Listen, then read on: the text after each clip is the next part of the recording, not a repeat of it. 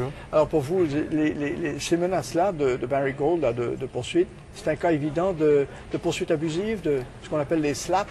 Ben, ce qui est pour le moins étonnant, du moins, c'est que la mise en demeure nous est parvenue avant même que les intéressés n'aient lu le livre de leur propre aveu, sur la base seulement de quelques lignes qui étaient disponibles sur le site Internet de mon éditeur Éco-Société. C'est une mise en demeure qui est rédigée sur un ton particulièrement intimidant et qui vise un nombre extraordinaire de destinataires. Là, pas seulement tous les auteurs et l'éditeur, mais même les membres du conseil d'administration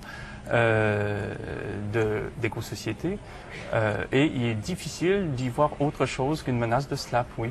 Et pourtant, votre livre ne porte pas spécifiquement sur Barry Gold, non, pas du tout. Mais sur une quinzaine de sociétés minières et pétrolières canadiennes. C'est un livre qui Afrique. porte sur les sociétés canadiennes actives en Afrique, quelles qu'elles soient, pas seulement les minières, mais les pétrolières aussi et autres.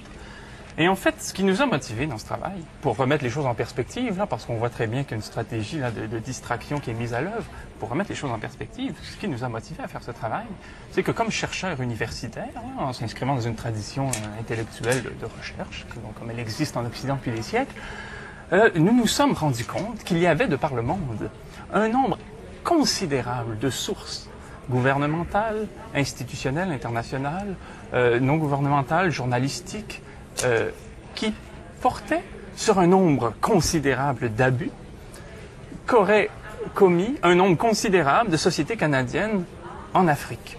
Alors nous, ce qui nous a intéressés, c'est évidemment la somme de ces documents, de ces sources. Et nous avons entrepris d'en faire la synthèse, l'analyse, pour donner accès au public à cette information. Mais en avez-vous fait la vérification aussi? Parce qu'il peut y avoir toutes sortes d'assertions, toutes sortes d'affirmations, toutes sortes de soupçons et d'accusations. Et quand on met ça dans un livre, ça peut faire très accusateur.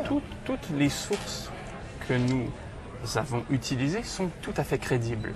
Nous n'avons pas cité des blogs, nous n'avons pas cité des espèces de témoignages flottants.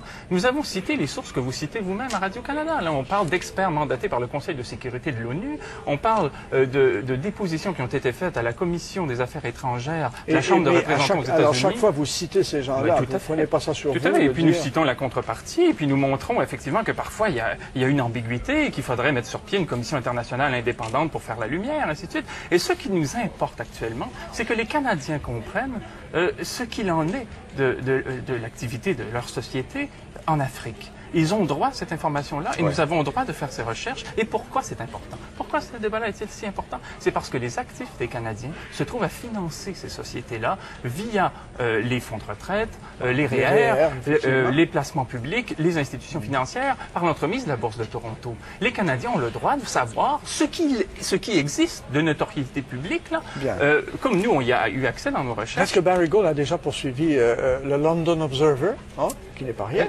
et avait eu gain de cause, justement à cause d'un reportage très semblable à cette enquête-là que vous dévoilez. Nous travaillons à partir de sources. J'en ai deux ici. C'est tout ce que nous faisons. Nous faisons le même travail que vous, si vous voulez, mais à une échelle autre, là. C'est-à-dire que nous lisons des documents qui sont crédibles. Ici, une recherche qui a pris 6 mois sur le cas qui intéresse nos détracteurs. Et un autre livre de Greg Palast, intitulé The Best Democracy Can Buy, qui montre, dans ce livre, il y a tout un chapitre sur Barry Gold, qui montre quelles sont les méthodes d'intimidation qu'utilise Barry Gold, selon l'auteur, là, à travers le monde, pour faire en sorte qu'on craigne, je veux dire, de citer des documents qui sont circonstanciés. Est-ce qu'ils disent absolument vrai?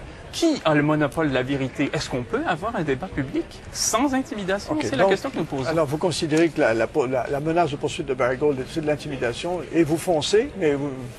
avec risques et périls, parce que Barry Gold est puissante et riche. Ce n'est plus seulement notre affaire, là. C'est l'affaire de la liberté d'expression et du droit du public à l'information.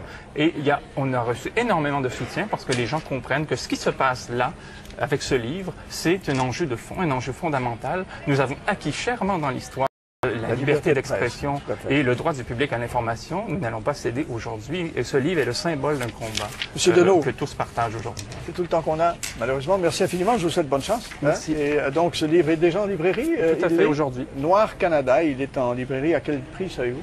Non? Je ne savez pas. Je ne sais pas non plus. Pas 34 $. 34 $. Voilà.